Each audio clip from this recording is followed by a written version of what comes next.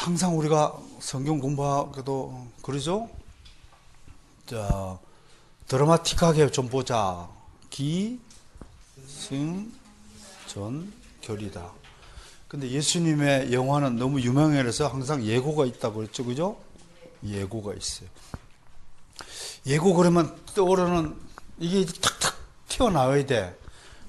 창세기부터 시작해서 창세기 3장 15절, 49장 10절, 시편 2장, 또 110편 1절 7절, 그죠?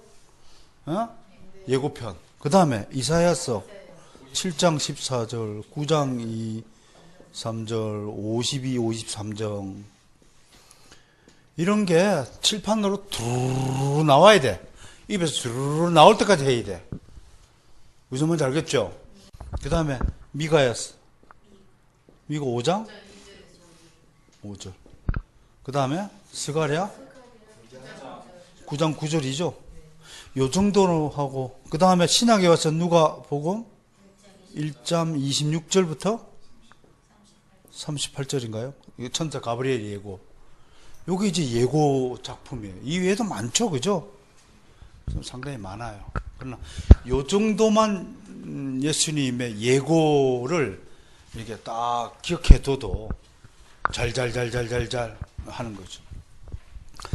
그 다음에 기승을 때는 기는 뭘까요? 기는 이거는 출생과 성장을 이야기하는 거예요. 출생과 성장. 그런데 출생과 성장에 대해서 기여한 사람이 마태복음도 있지만 사실은 누가복음의 기록을 우리가 참 감사해야 돼요. 누가복음이 많은 것을 천사 가브리엘 예고도 누가가 발굴한 거고, 물론 마태복음에는 동방박사들이 찾아오는 것하고 애굽으로 피신하는 것까지는 마태복음에 실려 있어요. 그런데 누가가 누가복음을 이렇게 사도 바울이 가이사랴 감옥에 가 있는 2년 동안의 틈을 얻어서 직접 지지한 결과로 인해서 무려 우리들에게 35가지나 새로운 예수님에 관한 내용을 손에 쥐게 되었단 말이에요. 그 중에 이 예수님의 출생과 성장 부분에 대해서 새로 발굴한, 누가만이 발굴한, 누가가 직접 발로 뛰어 지지한 내용 중에 가장 감동적인 게 뭐예요? 엘리자벳 세례 요한 이야기, 사가랴의 예언 이야기, 엘리자벳이 복중에 뛰놀더라는 얘기, 마리아의 찬가, 또 그 누가복음을 통해서 보니까 세례 요한이 예수님의 사촌 형이 된다는 사실을 우리가 알 수 있게 된 거죠. 또 시몬의 이야기, 또 성전에서 84세 된 여자, 늙은 여자 선지자 안나 이야기, 이런 것은 누가가 발로 뛰어서 얻은 거예요. 특히 예수님의 어머니 마리아를 직접 만나가지고 천사 가브리엘이 뭐라고 그랬던가요? 이렇게 해서 기록을 다. 그러니까 누가에 정말 감사해야 돼요.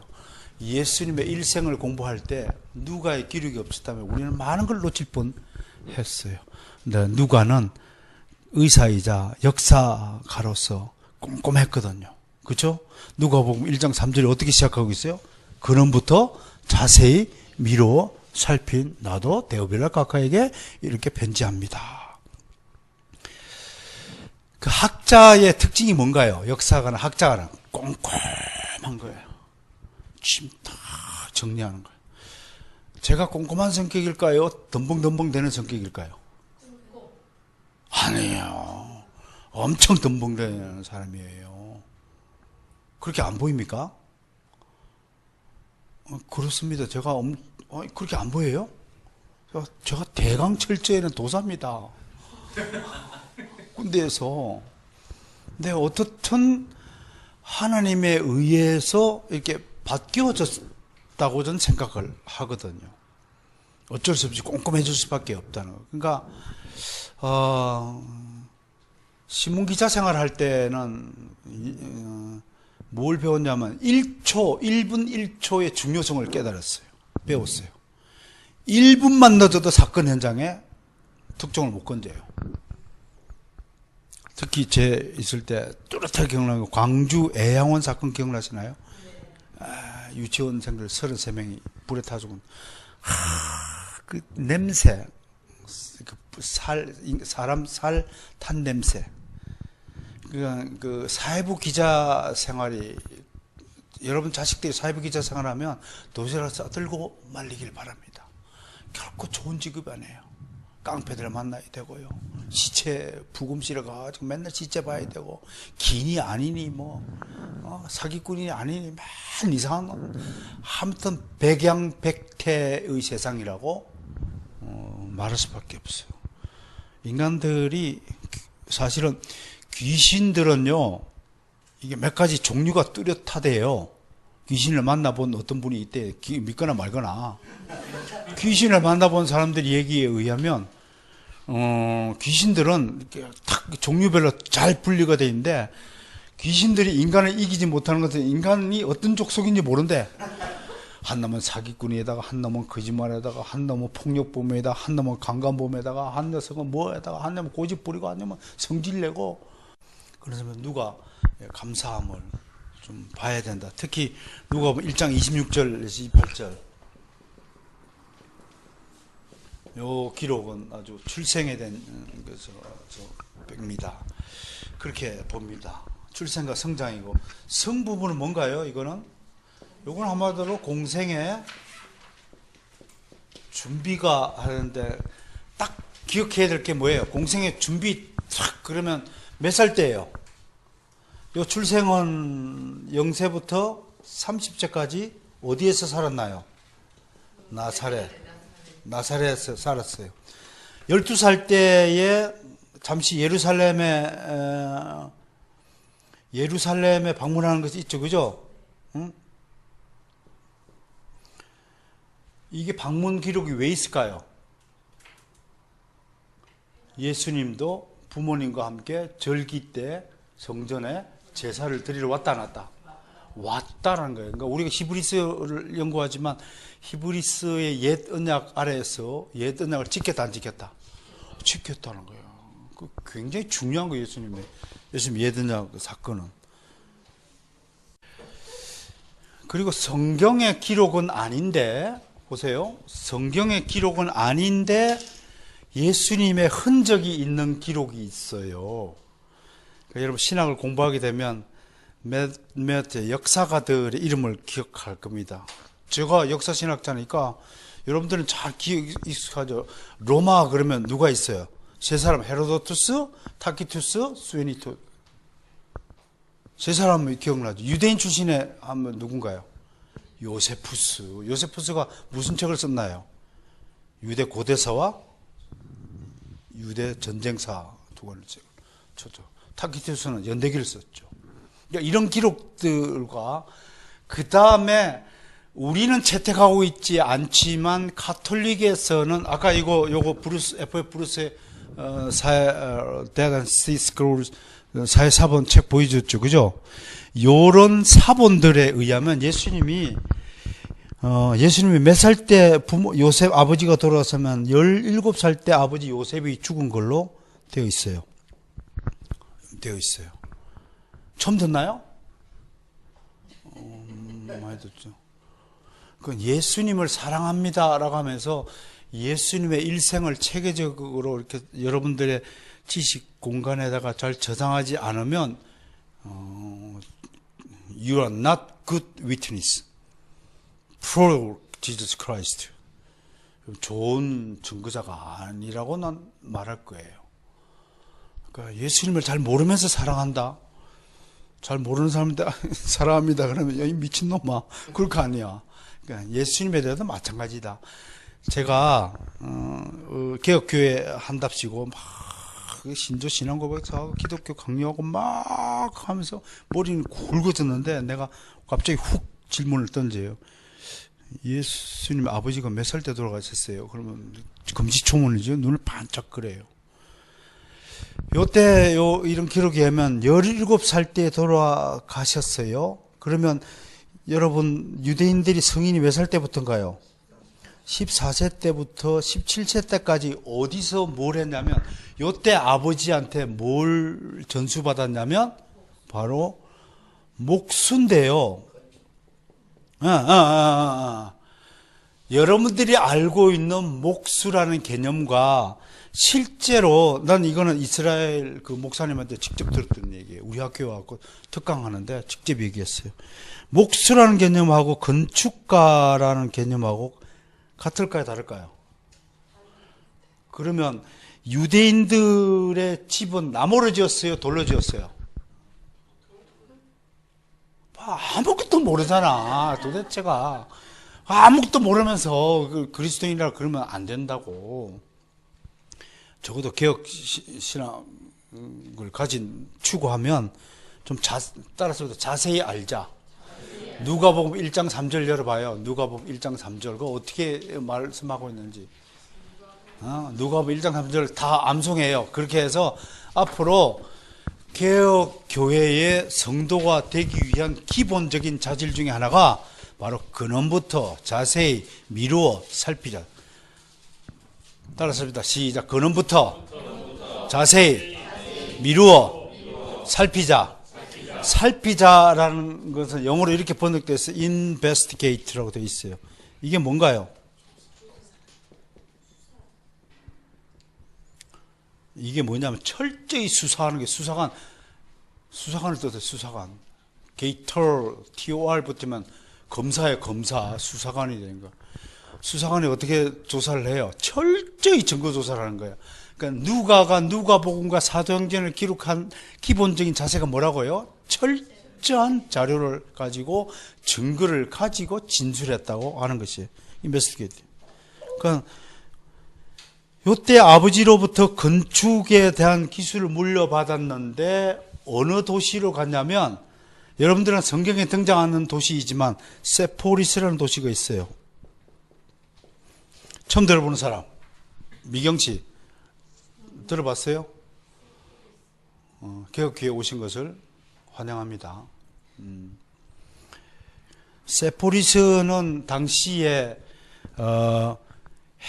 유대 땅에 헬라식 도시를 짓겠다고 한 것이에요. 황제를 기념하기 위해서. 요즘 말로 하면 신도시 건설 현장에 아버지하고 함께 다녔던 거예요. 요 다니면서 실제로 예수님은 실제로 건축 일을 하신 거예요. 돌을 깎고 돌을 나르고. 여러분들 유대인들의 옥상은 어떤 구조인지 아시죠? 여러분 마가의 다락방이 어떻게 생겼을까요?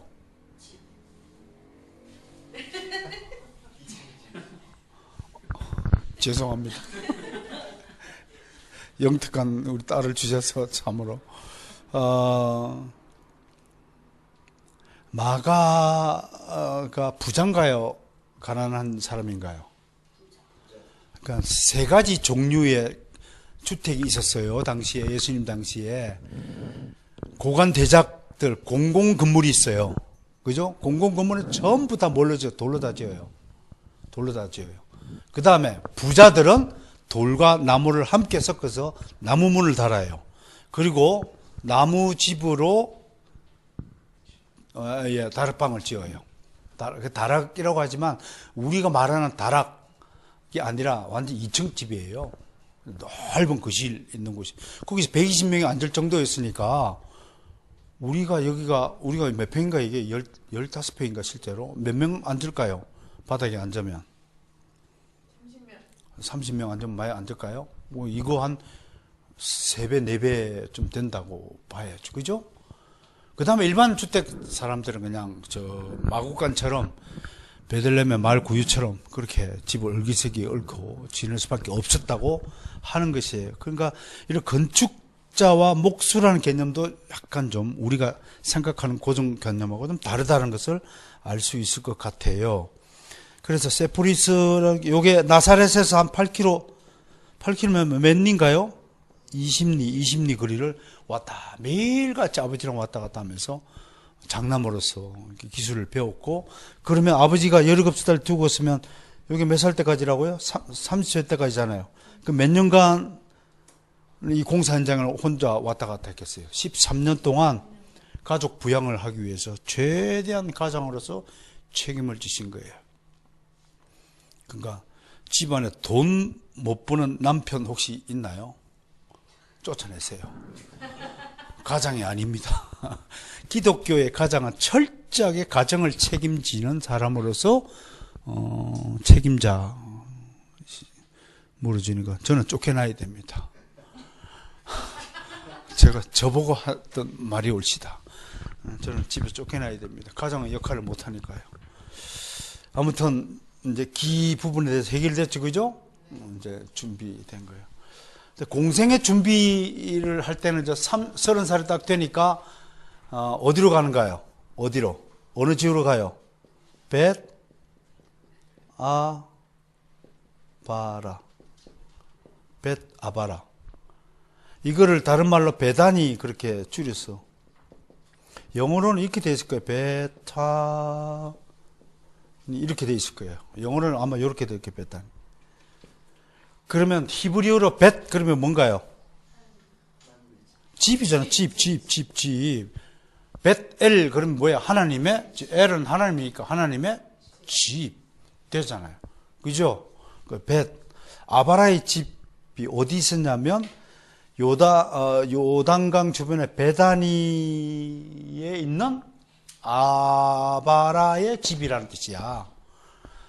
그러니까 목사들도 설교하면서 베다바라 요단강가에 베다바라에 있는 그것도 맞는 얘기지만 정확하게 요단강변에 있는 베단이라는 지역 마을에 있는 아바라의 집 앞에서 세례를 받으신 거야. 이게 이제 정확한 어딘지는 모르죠. 그죠? 그러니까 공생의 공적인 사역을 첫 번째 뭘로 본다고요? 세례. 그래서 전에 우리 세례와 회심 공부하셨죠? 제임스 패커 가지고 공부를 한번 했었죠. 그죠?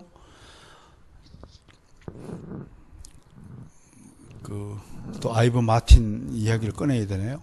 전혀 처음 듣는 얘기처럼 지금 20년을 열심히 설교했는데 성도들 한 분을 모시고 그 설교가 잘 이해가 되십니까? 눈을 껌뻑 뜨니 언제 그런 설교를 하셨어요? 그러고 이게 이제 성도들의 형편에 그런가 본데 여러분은 제발 그러지 마시고 다시 저하고 또 한 번 더 주문을 외웁시다. 기억하지 못한 지식 쓸데없다. 그래서 하나님은 여러분들의 하나님의 말씀 어디다 새기라고 그랬어요?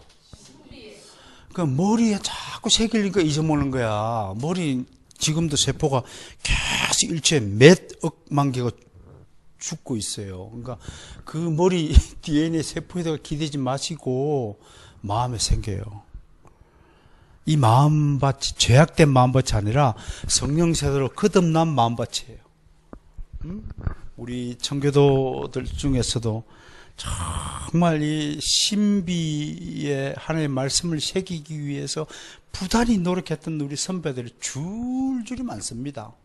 천국 가면 다 뵙겠지만 미안합니다만 난 여러분들을 뭐 격하시키거나 여러분들이 수고를 뭐 평가절하하고 싶은 마음은 없어요. 그러나 이 시대의 신학자의 한 사람으로서 오늘날 한국 교회 성도들의 신앙 형편을 뭐 제가 평가할 자격은 없지만 그래도 한마디 해본다면 2000년 기독교회사에서 가장 연약한 크리스천들이다. 그렇게 말할 수밖에 없어요. 그리고 가장 교리에 무지한 백성들일 것이다. 여러분 미국의 필라델피아 청교도 마을에 한번 정말 뉴질랜드가 생각하지 마시고 돈 모아서 그 필라델피아 좀 갔다 오세요. 아니면 그 스코틀랜드 루이스 섬이라도 좀 갔다 오세요. 부탁해요. 뉴질랜드 가거나 저기 시내산 쫓아간다고 없는 시내산을 찾아가지고 엉터리 곳에 가고 경배하거나 어리석은 자임하고 또 무슨 요단강 가면서 성지 순례하러 간다고 성지는 그런 곳이 성지가 아니올시다. 응? 하나님의 핏뿌림의 역사가 일어났던 곳은 제껴두고 못한다고 그 요단강 가고 꼭 물에 잠기었다 와야 직성이 풀려요? 참 한데 갔다 오셨군요.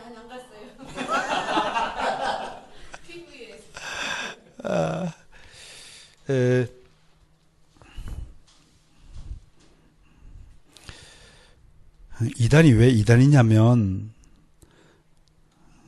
하나님이 성경에 계시해 준 교리를 잘못 알고 잘못 이해하고 잘못 믿고 잘못 적용하기 때문에 그래요.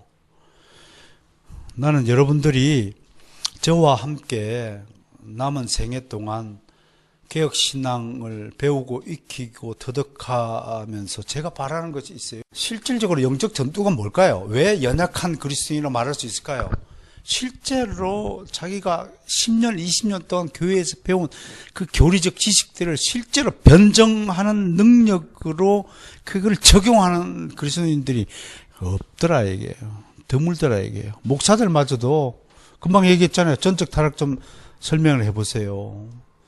도대체 알미니안주의자들이 전적 타락을 부정하잖아요. 인간은 전적으로 타락한 것이 아니라 부분적으로 타락했다. 그럴 때 안소니 후크마 같은 위대한 신학자의 가르침을 하나 탁 곁들여서 변정하면 얼마나 멋진 그리스도인이 될까요? 얼마나 하나님 기뻐하실까요? 그런 일에 여러분들이 신앙의 실력을 써먹길 바랍니다.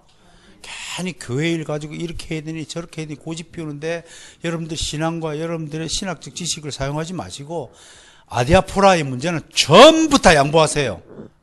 알아서 하세요. 먼저 하세요. 그래 메이첸 박사가 얘기했던 것처럼 정작 중요한 일에는 싸움이 있다 없다? 있다. 목숨 걸어야 돼요. 이오타 논쟁 아시죠? 중세 이오타 글자 하나 호모 이 우시우스냐 호모 우시우스냐 이것 하나 가지고 목숨을 걸었어요. 그거 한자 때문에 들어가고 안 나오고 필리에케 논쟁 아시죠? 성령 발출론. 그것 때문에 동방교회와 서방교회가 나눠지는 거예요. 제한 속죄냐 무제한 속죄냐에 따라서 완전히 교회가 갈라지는 거예요. 그만큼 진리의 문제는 목숨을 거는 거예요. 진리를 사수하는 데서는 교리를 지키는 데서는 목숨을 걸어야 되는 거예요. 그런데 바뀌어지고 있어요. 교리 따위는 뭐 그냥 이래도 저기도 교회고 여기도 교회고 이 교회가 하나 어떻고 저 교회가 어떻고 여기도 십자가 저기도 십자가. 아니 정작 양보하지 말아야 될 교리를 수호하는 문제에 대해서는 그렇게 관대하면서 정작 아디아포라 문제 이건 지켜도 되고 안 지켜도 되고 네 양심의 문제 네 도덕의 문제는 목숨 걸고 자존심을 내세우니 이거를 어떻게 설명할 거예요 여러분. 나를 좀 설득해 줘봐요. 거꾸로 하고 있잖아요. 여러분, 교회가 교회당인가요? 왜 교회당 짓는데 그렇게 돈을 드는지. 내 아는 목사님이 지금도 교회당을 짓기 위해서 30몇 억을 돈을 모았대요. 그래서, 아니, 왜 교회당을 짓는데 30억을 써요? 그건 좀 빌려서 쓰면 돼. 천막 빌리고. 모여서 이렇게, 내 목소리 안 들려요? 안 들립니까? 저야 물론 평생 동안 하나님께 딱 30몇만 주세요. 30몇만 내가 그냥 주구장창 그냥 입만 열으면 줄줄줄줄 주의 증언들이 나오는 백성으로 만들어 놓을 테니까 하나님 나한테 더도 말고 덜도 말고 30몇만 달라. 근데 30명 채우기도 힘들어. 욕심이 없어요?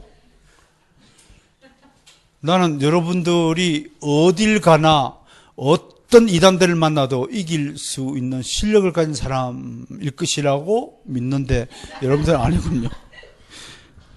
그렇다면 난 실패한 목회자가 되겠죠. 숫자가 중요한 게 아니에요. 교회당 시설 좋은 것이 교회가 아니에요. 미안하지만 성경을 모르고 기독교 강요를 읽으면서 성경은 몰라. 앞뒤가 뒤바뀐 거잖아요. 벨직 신앙 고백에서 하야될 배라고 소요를 문다 대요를 문다 절절절절 꿰짜면서 성경을 몰라. 예수님을 몰라. 예수님이 어떻게 살았는지도 몰라. 그 앞뒤가 안 맞잖아요. 내가 8월달 한 달간 이 막간 시간 9월달부터 기독교 강요할 거네 있으니까요.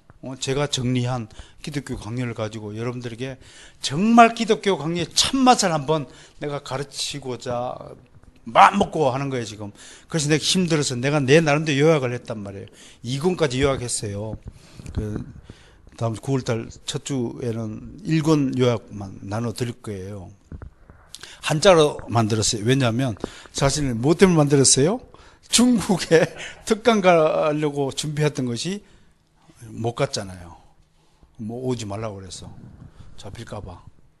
나는 뭐 잡혀도 뭐 평생 나오지 못할 거예요. 그죠? 3천만 원 벌금 때리면 여러분들이 아이고 뭐 잘 됐다 그러고 다 도망갈 사람들이지, 날 위해서 3천만 원 벌금 낼 사람이 여기 어디 있어. 아유, 봉목사님 제일 웃기게 묻네. 세례 너무 중요하죠. 세례는 씻습니다. 제 백과 그렇게 얘기했죠. 그죠? 저도 동의합니다. 씻습니다. 그런데 그 씻음이 그냥 클리닝이 아니다라고 얘기했어요. 그죠? 클리닝이 아니다. 내적입니다. 그 다음에 뭐 했어요? 세례 받고? 광야. 광야 시험. 자, 오늘 나눠준 것을 보면요. 그 지도를 좀 보면서 얘기합시다. 내가 순서대로 그림을 여러분들에게 칼라로 복사해가지고 비싼 돈을 들어가고 복사를 했어요. 공생의 준비. 유대 광야가 어디 있나요? 사해 서쪽에 있죠. 그죠? 근데 두 가지 설이 있어요. 사도 바울이 간 아라바 광야와 유대 광야가 같은 지역을 뜻한다라고 주장한 학자가 있어요. 아라바 광야 혹시 비출 수 있나? 나올까? 찾아보세요. 아라바 광야는 저 갈릴리 호수 오른편에 있는 광야를 말. 사도 바울이 회심하고 예루살렘 방문했다가 어디로 갔어요? 광야로 가서 3년 동안 뭐 했는지는 알 수 없지만 그곳에 있었다고 말하죠. 그러면 예수님이 가신 광야는 유대 광야라고 이야기해요. 여기로 갔을 것이다 라고 해요. 실제로. 여러분, 유대 지역에 광야가 몇 개가 있나요?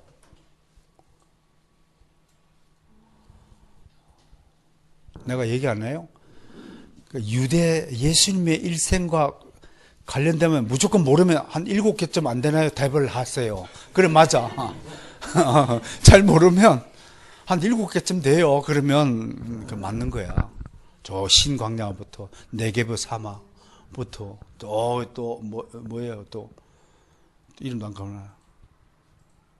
그 정탐권 보냈던 그 지역, 바란 광야부터 위쪽에 아라바 미디안 광야, 또 유대 광야까지 한 7개 좀 등장하죠. 잘 모르면 몇 개라고요? 7개. 그러면 대답 안 하면은 너 개혁교회 다니는 거 맞냐 그렇게 물으면 곤란하잖아요.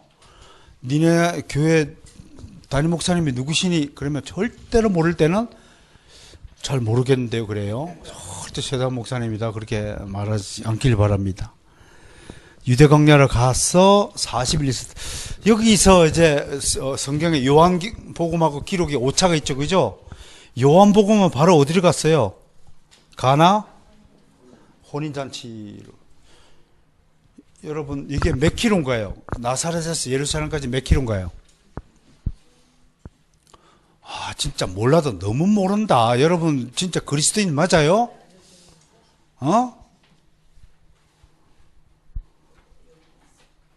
약 100km쯤 돼요. 100km면 우리나라에서 어디를 걸을까요? 어디까지가, 수원쯤 되나요? 천안까지가 100km인가요? 예.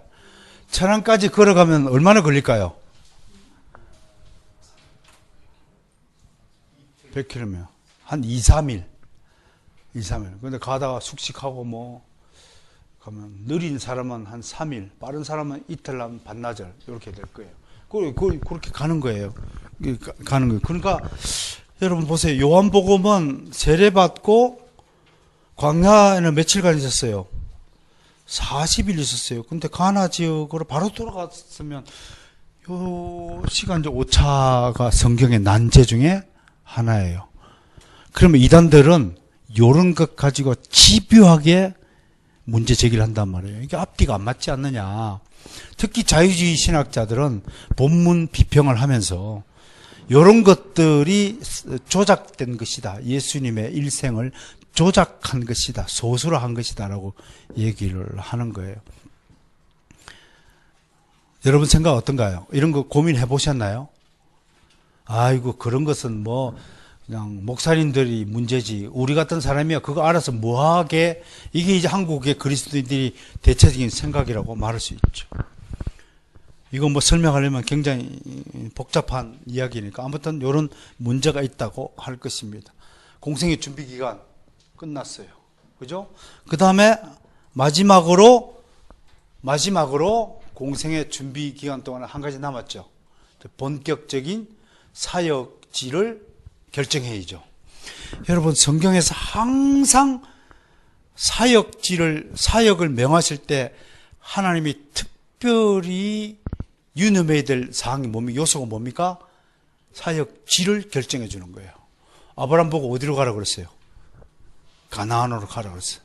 요나 보고 어디로 가라고 그랬어요? 니느웨로 가라고 그랬어요. 바울 보고 어디로 가라고 그랬어요?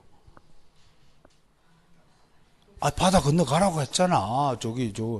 마게도니아로 건너가라고 얘기했잖아요. 그죠? 사역지가 굉장히 중요한 거예요. 그런 측면에서 예수님이 공생애를 어디서 출발한다고요? 가버나움이 어딘가요? 그 지도 보세요. 가버나움. 저기, 예. 그 가버나움 위가 고라신이라는 지역이 있습니다. 그 아래쪽이 벳세다. 그 아래쪽이 막달라. 그 아래쪽이 디베랴. 오른쪽으로 가다 보면 거기가 어디냐면 나도 이제 다 돼가지고 입에서 오른쪽에 일단 벳세다예요. 오른쪽에 벳세다. 가버나움 위가 고라신이고요. 가버나움 밑이 긴네레스이고 그 다음에 막달라고 디베랴 이렇게 되어 있고요. 그 다음에 그 갈릴리 바다 제일 오른쪽 남쪽에 가다라 지역이 있어요. 자, 그러면 갈릴리 호수 주변 도시가 몇 개예요? 모르면 몇 개라고요? 약 한 7개쯤 되는가 봅니다. 야, 기가 막힌 거야. 잘 모르면 7개를 얘기해요. 그럼 대충 두드려 맞아. 6개까지 기억이 안 나면, 한 개는 더 있는 것 같은데 기억이 안 나네요. 이렇게 이제 빠지면 됩니다. 그래서 이렇게 도시가 되었다. 그래서 가버나움 가가지고 가버나움으로 이사를 해요. 퀴즈. 이사할 때 1번 온 가족이 다 따라갔다. 예수님만 갔다. 어떤 게 맞아요? 예수님만 갔어요? 그럼 이제 이걸 가지고 예수님만 갔다라고 얘기하면서 자유주의 신학자들이 예수님은 불효자였다 라고 공격하는 거예요. 이런 것들도 우리가 좀 세심하게 살펴봤어요. 장남이죠, 예수님이. 그죠? 장남 아버지가 일찍 돌아가셨죠? 그럼 누가 가장입니까? 가장은 끝까지 가족의 생계를 책임지는 거예요. 그래서 가장인 거예요. 그래서 갔다고 봐야 돼, 가보는. 가족 이사를 했다고 우리는 봐야 하는 거예요. 기록은 없지만. 그렇게 말해야 합니다. 말해야 됩니다. 여기서, 첫 제자를 부르죠, 그죠? 자, 사역할 때 단독 사역이냐, 협력 사역이냐가 여기서 결정이 돼요. 사역을 하기 전에 뭘 준비해야 돼요? 함께 일할 동력자를 하는 거예요. 준비하는 거예요. 첫 제자가 누군가요? 요한과 안드레예요. 그 형제가 누구의 제자였나요? 세례 요한의 제자였어요. 왜 요한과 안드레가 세례 요한의 제자가 됐냐면 첫 번째, 이 두 사람은 세베데라는 큰 부잣집의 도련님 출신이에요. 그러니까 시간이 많아. 베드로는 세례 요한에 가가지고 배우고 싶어도 돈이 없어서 못 따라갔어. 그러나 요한과 안드레는 부잣집 도련님으로서 세례 요한을 쫓아다니고 아무 일도 안 해도 먹고 살만하니까 쫓아가는 거예요. 공부하는 거예요. 돈 없으면 공부를 하고 싶어도 못 하는 거예요. 그리고 나서 이 사람들에 의해서 베드로를 소개받고 베드로에게 다가갔어. 너는 나를 따르라. Follow me. 그런데 지금 저희가 우리 희진이하고 제가 동시에 함께 번역하고 있는 것이 Witness for Christ라는 근데 존 크로스비 목사님 여러분들 처음 듣는 이름일 거예요. 저도 이번에 발견했는데 1946년도 작인데요. 여호와의 증인이라고 그랬으면 번역을 안 했을 텐데 그리스도의 증인이다. 그렇게 번역해서 관심을 갖고 보니까 첫 장 제목이 Follow Me예요. 나를 따르라 라고 말해요. 근데 그 나를 따르라를 첫 장을 읽어보면 평범하게 나를 따르라는 것이 아니에요. 나를 따르라는 영적인 의미가 뭘까요? 잘못 물어서 죄송합니다. 네.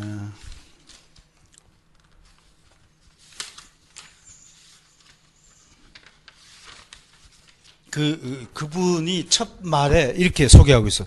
저는 뭐 본해프 목사님은 우리 개혁주의 목사들은 그 인정하지 않아요. 알미니안주의 대표 신학자라고 그래서. 그러나 다만 독일인으로서 독일의 그 자유와 민주를 위해서 투쟁하신 분으로서 우리가 기억하지만 신학적으로는 좀 문제가 많아요. 그럼에도 하나님에 대한 열심만큼은 난 여러분들 소개하고 싶어요.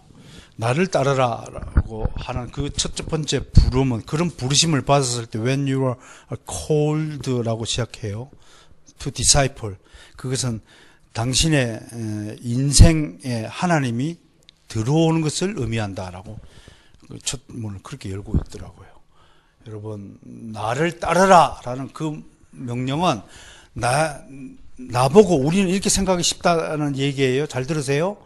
내가 주님을 쫓아가는 것으로 생각하죠. 그죠? 나를 따르라 그러면 내가 주님을 쫓아가야 된다고 생각하면 여러분들 알미니안주의자입니다. 이게 칼빈주의자와 알미니안주의자를 가르는 시금석이 있어요.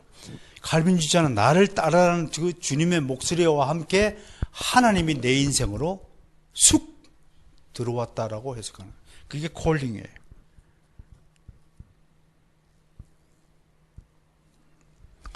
그래서 단어를 서먼드라고 또 썼더라고요. 서먼이라고 썼어요. 이 단어를 한번 찾아보세요. exclusive, concurrent로 되어 있는데 이런 단어를 쓰는 것은 이게 부르심이에요. 소집하는 거예요. 소집한다는 단어를 썼는데 아주 특별한 표현인 것 같아서 여러분들에게 소개하는 것이에요. 나를 따르라. 그러면 그것 자체가 이제부터 하나님에 의한 나의 인생이 되었다라는 것을 의미한다. 그러니까 하나님의 주권에 이제 속해진 것이죠. 여러분들에게 자신 있게 말씀드릴 수 있는 것은 여러분들 모두가 거듭났으므로 이제 하나님에 의한 인생이 되었다는 것을 선포합니다. 아직도 내 인생은 나의 것이라고 노래하는 사람이 있다면 참만 부당한 말씀입니다. 당신이 당신을 만들지도 않고 당신의 인생을 당신 것이라고 생각한다면 그것처럼 참 고귀한 일이 없잖아요. 나를 따르라. 이 말 한마디 갖고도 두꺼운 700페이지 책을 쓸 수 있다는 것은 그만큼 영적인 깊이가 우리를 설레게 하고 여러분들에게 영적인 세계로 초청할 수 있다는 것을 의미한다라고 보여지는 것입니다. 자, 그래서 공생의 준비가 끝났어요. 그 다음 중요한 것은 이제 기성 본론이 뭔가요? 전이죠. 기성전. 예수님의 공생애는 특별하게요. 6월절을 기준으로 해야 됩니다. 6월절 1, 2, 3, 4를 기억하세요. 네 번의 6월절이 지나가요. 예수님의 공생애. 3년 공생애. 아시겠어요? 자, 첫 번째 6월절은 요한복음 2장에 들어가서 가자마자 뭐부터 해요? 성전 청소부터 해요. 그래서 첫 번째 6월절은 여기다 8개월을 하면서 요한복음이 이것을 상세하게 보도하고 있어요. 성전 청소한다는데 요한복음 3장에 뭘 해요? 니고데모가 밤에 찾아와요. 그죠? 그리고 예루살렘에서 8개월 사역하고 돌아가는 길 어디로 들려요? 주로 요단강변 쪽으로 쭉 길을 여기 보시면 요단강변 길을 쭉 왔다 갔다 하죠. 그죠? 그런데 첫 번째 사역의 본론 길이 어딘가요? 첫 번째 이제 1주년 보세요. 요 파란색 보세요. 여기 몇 페이지인가요? 429페이지짜리 거. 파란 선 보세요. 파란 선. 보죠. 요단강변을 따라서 내려오죠. 그리고 이 길을 따라가면 이틀 한 반쯤 걸린다고 해요. 하다가 올라갈 때는 첫 번째 올라갈 때 어디로 올라가요? 사마리아 수가성을 지나가죠. 이 길은 예수님 이전에는 그 어떤 유대인도 걷지 않았던 길이었다라고 말하는 거예요. 예수님 이전에, 다시 설명합니다. 예수님 이전에는 그 어떤 유대인도 이 길을 걷지 않았어요. 왜 그럴까요? 사마리아인들을 개처럼 취급했기 때문이죠.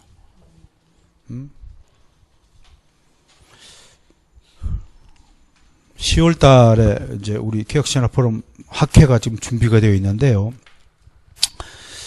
한국 장로교회의 개혁 과제를 한 7개점 선정해서 발표합니다. 감사하게도 제가 주제 발표를 해요. 제가 주제 발표하면 이성구 교수가 정치 문제를 다루고요. 라한성 교수가 교리적 문제 다루고 이렇게 쭉 다룰 겁니다. 그 학회를 하는 까닭은 여러 가지 이유가 있겠지만 우리가 너무나 지금 잘못된 교회 정치와 그 다음에 교회 법을 가지고 있고 또 너무나 잘못 그냥 혼합되어진 개혁교회를 다닌다고 하는 분들이면서도 저는 100% 믿지 않아요. 그 교회가 나쁜 교회인지 좋은 교회인지 제가 평가할 저는 자신이 없지만 교리적으로 보면 종교개혁의 후손이라는 정신이 없어요, 한국교회에. 제가 서문관 목사님하고 서창환 목사님하고 한 바퀴 돌았잖아요, 그죠? 종교개혁 500주년을 기념했어. 제주도부터 출발해서 한 바퀴 돌았잖아요. 근데 많은 목사님들이, 성도들이 Who are you? 그러면 우리는 정확하게 5가지가 딱 명제가 잔 덩칸이 얘기했듯이 5가지 명제가 딱 답이 되어 있어요. 나는 그리스도인입니다. 나는 하나님의 택한 자녀입니다. 나는 종교개혁의 후손입니다. 나는 종교개혁 후손 중에서 칼빈주의자입니다. 칼빈주의자에서 장로교인입니다. 장로교인 중에서 이와 세례를 인정하는 사람입니다. 또 모르면 몇 가지예요? 7가지 항상 7가지를 머릿속에 집어넣으면 그게 우리의 정체성이에요. 그런데 우리 개신교인이잖아요. 개신교인이 왜 붙었나요? 종교개혁의 후손이에요. 그 종교개혁의 후손의 중심이 뭐예요? 루터파였어요, 우리가? 제세파였어요? 칼빈파였어요? 이 3가지 파밖에 없어요. 우리는 칼빈파입니다. 그런데 칼빈을 무시하는 자가 있어요. 개신교인이라고 하면서. 그건 앞뒤가 안 맞는 말이에요. 그 도저히 논리적으로 성립될 수 없는 이치예요. 그러면 당신은 개신교인이 아니에요. 별종이죠, 별종. 17세기 산물이라든지 18세기 자유주의 신학의 산물일지 19세기 20세기 신정동주의의 산물일지 난 몰라요. 20세기 순복음주의의 산물로 태어난 족속인지 몰라요. 만약 여러분들이 나와 같은 신앙을 가지고 있지 않은 사람이라면 여러분 나와는 전혀 다른 별종이에요. 오늘로서 예수님의 일생을 다 다룰 수는 없지만 이게 막간 시간을 이용해서 이런 예수님의 일생을 좀 다룰 수 있는 것은 여러분들을 나는 좀 예수님 사랑으로 재무장시키고자 하는 욕심이 있어서 이걸 내가 택해서 소개하는 거예요. 아주 초보적인 것 같지만 정말 미안하지만 여러분들 무시하기 싫지만 너무나 초보적인 지식, 예수님에 관한 지식도 갖추고 있지 못하다는 이 현실을 우리가 다 함께 좀 고민하고 좀 비장한 각오를 가지고 예수님에 대한 연구를 좀 더 열심히 하는 교회가 되자고 부르시면 좋겠다는 뜻입니다. 반응이 시원찮아요. 하고 싶진 않나요? 오늘만 생각 끝내실 건가요? 그렇지 않죠. 그래서 두 번째의 사역의 핵심은 뭐냐면 나와 아버지는 하나다. 그래서 신인 동체를 설명해 버렸어요. 그러니까 돌로 쳐 죽이라니까 이때는 15일 만에 휙 갈릴리로 가버려요. 이때는 아시겠어요? 세 번째는 이제 체포영장이 발표되니까 유대를 방문하지 못했어요. 그리고 네 번째 마지막으로 한 것이 그 뒤편에 있는 것이에요. 그림이. 마지막 맨 뒤에 보시면요. 435쪽이 이제 마지막 3년차 사역이고요. 그렇게 해서 마지막 방문이 6월절 몇 개월 전이냐면 마지막 네 번째 방문이 여기에 있는 것이 이거예요. 마지막 주간까지 사역이죠. 그림 보시면 알겠죠? 요걸 그림으로 좀 보시고 넣으라고 그림을요. 요 네 번째 사역이 마지막 방문인데 요때 가서 죽어요.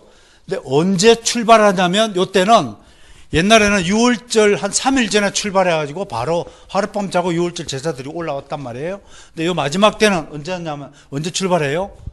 이때 예수님의 거짓말이 등장해요. 뭔 소리예요, 목사님? 예수님도 거짓말 했어요? 예수님 거짓말 했어요. 누구한테요? 자기 동생들에게.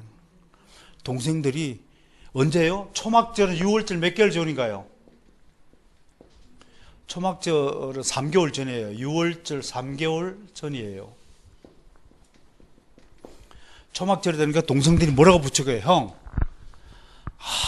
언제까지 이 촌동네에서 이렇게 갈릴리 왔다 갔다 하고 거라사 갔다 귀신 쫓았고 맨 무식한 무진행이들 데리고 뭐 할까 이거 거지들 데리고 예루살렘에 올라가고 이제 왕위에 등극하세요. 형 유대인의 왕이라며 그거 등극하세요. 그러니까 예수님이 뭐라고 대답해요? 나는 이번 명제는 올라가지 않을 테니까 너희가 먼저 가라. 혹시 내가 뒤에 쫓아가겠다. 그래놓고 동생분도 보내놓고 가요 안 가요? 거짓말을 해놓고 안 가잖아요. 가기는. 근데 그것을 제가 여러분 수련회 때 뭐라고 설교했나요? 예수님의 배려다. 여러분 요한복음에는 막달라 마리아 가족들 마르다 가족의 이름을 기록했지만 누가복음에는 그게 어떤 마을로 되고 정확하게 기록하는 이유가 뭐라고요? 누가복음 때는 마르다와 나사로와 마리아가 살아있었잖아요. 그 실명을 공개하면 유대인 체포되고 곤종을 치를 것 같으니까 그 성경 기록도 누가복음도요. 어떤 마을이라고 그래요. 정확하게 신원을 공개하지 않는 그 숨겨진 하나님의 배려가 기가 막히게 동생들을 왜 거짓말했느냐?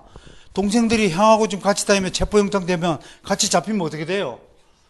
동생도 곤욕을 치를까봐 너희하고 같이 가면 안 된다는 예수님의 숨겨진 배려가 이런 데서 있는 거예요. 초박절에서. 그리고 보내놓고 예수님은 천천히 내려오시면서 이 사마리아 여행 이 3개월의 기록이 누가복음 9장에서 19장까지 정말 기록되어 있어요. 누가복음은 다른 복음서 기자들과는 달리 누가복음은 바로 이 사마리아의 예수님의 여행을 아주 주도 면밀하게 관찰력을 가지고 기록해 둡니다. 그곳에서 약 45명과의 대화가 등장합니다. 제가 지금 쓰고 있는 사마리아 여행이 바로 그 얘기합니다. 그 중에 우리 길을 반짝하는 게 뭐예요? 부자 청년 영생을 어찌 받습니까? 예수님이 길을 걸어오시면서 길거리에서 만나거나 어느 마을에 들어가서 만나거나 할 때마다 청년이 뭐라고 그래요? 네가 가지고 있는 다 팔아 가난한 이웃에 나눠주라 그랬더니 슬픈 표정을 하고 돌아갔더라. 주여, 나는 주님을 따라서 제자가 되겠나이다. 그런데 집에 가서 아버지 장례식 좀 치르고 따르겠나이다. 죽은 자는 죽은 자에게 맡기고 너는 나를 따르라. 따랐을까요? 장례식 치러야지. 추석 때 집에 가서 하라고 그러면 할 거예요? 에이, 목사님 이번 올해만 내가 추석 때 갈게요. 그럴 것 같아. 그런 것들. 아무튼 마지막 주간 사역을 그렇게 해서 결이 뭔가요?